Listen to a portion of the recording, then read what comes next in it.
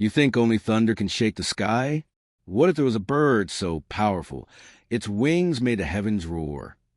The Thunderbird is a legendary creature from Native American lore, especially among the Sioux and Algonquian peoples.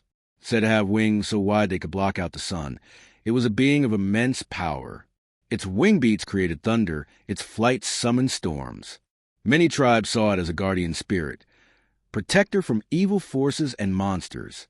Some believe the Thunderbird legend may have stemmed from ancient memories of real giant birds like Argentavis or Territornis, myth or memories of forgotten prehistoric world.